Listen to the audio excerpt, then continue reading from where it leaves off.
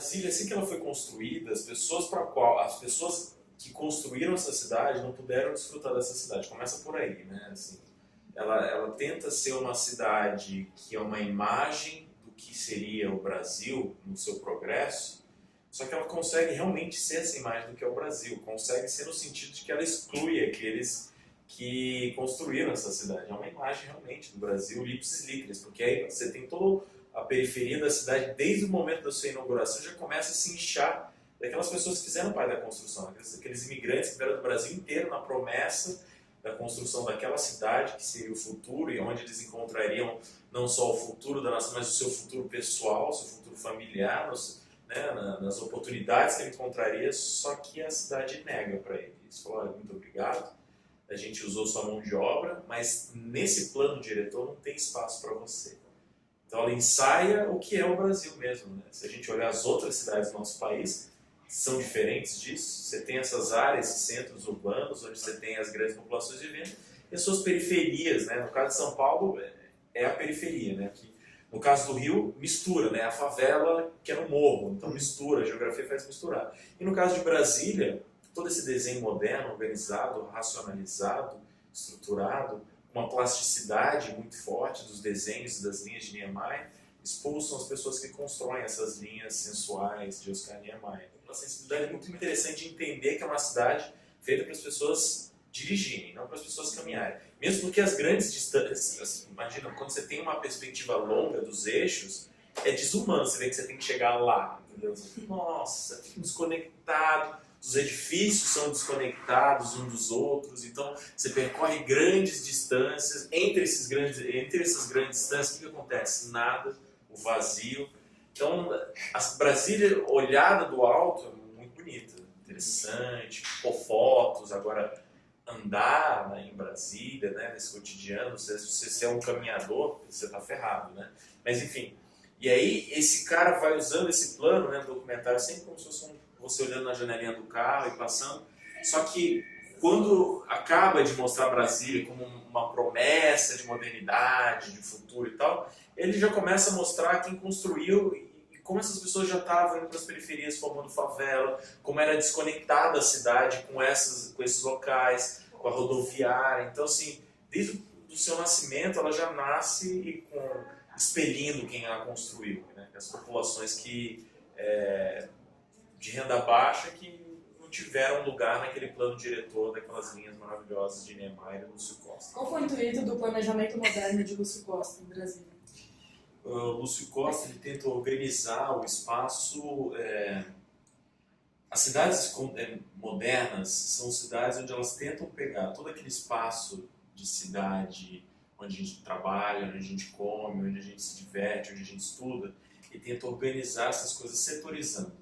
Então o Lúcio Costa ele setoriza a cidade, né? Ele cria grandes eixos onde ele vai setorizando nesses dois grandes eixos que formam essa cruz, que se parece com uma nave, né? Por isso fala nave no Brasil. Ele vai organizando o espaço por setores.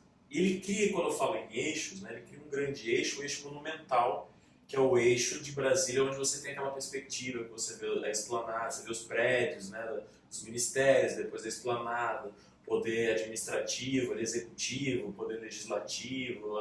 Então, ele vai organizando. Então, essa é a área administrativa do Brasil. Essa é a área onde se dorme, que são as quadras, as superquadras. Então, ali as pessoas só moram. Eu crio um pequeno comérciozinho local, só. Quando você encontra esses dois eixos, né, nesse encontro eu ponho os escritórios, eu ponho os... Então o intuito dele, eu acho que é criar uma cidade racional, organizada, setorizada e dar monumentalidade para a questão da capital da cidade, que é Brasília, capital do Brasil. Qual a importância de Niemeyer na construção de Brasília? Ele teve uma importância significativa porque o Lúcio Costa faz o plano, né? Como é que vai ser essa cidade. Ele distribui, organiza, e o Niemeyer ele é o arquiteto, né, dos edifícios, né? Então um se encarrega de fazer o plano da cidade e o outro é encarregado de construir esses edifícios, né? E então ele fez algo que poucos arquitetos já conseguiram fazer na vida, que é poder construir uma cidade em tão pouco tempo e ter uma liberdade tão grande para isso. Então ele ia e ficava para lá, e a Catedral de Brasília é uma das coisas mais lindas que a gente tem, né? Com uma peça só, que se repete várias vezes, ele criou, a catedral está pronta.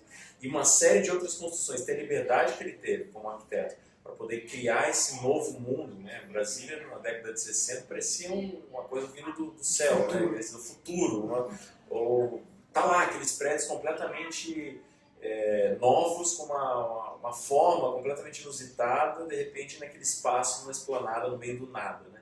E, assim, ele teve um papel essencial para dar a cara dos edifícios, né? Que cara esses edifícios iam ter? Enquanto que Lúcio Costa mostrava as massas, os lugares onde eles iam estar, mas Niemeyer dá a cara disso tudo, né? E com muita personalidade. Como os brasilienses se encontram em Brasília? Essa é uma boa pergunta, porque eu não morei em Brasília, né? Então eu não saberia dizer como é que isso no cotidiano isso se dá. Mas assim, algumas coisas que eu posso dizer, por exemplo, eu sei que na área onde supostamente deve ser a área de morar, no plano piloto, que são as superquadras, raramente você tem aglomeração de pessoas ali.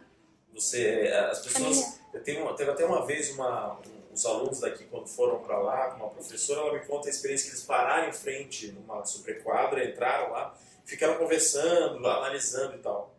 E aí uma moradora foi lá, desceu e falou, nossa, que maravilha, primeira vez na vida que fica um grupo de pessoas aqui se juntam e tal. Então, isso já é uma pista, assim, apesar de eu não morar lá, não conhecer tão bem, mas já me fica uma pista que essas áreas setorizadas não geram tanta vida, sabe? Tipo, a área de morar...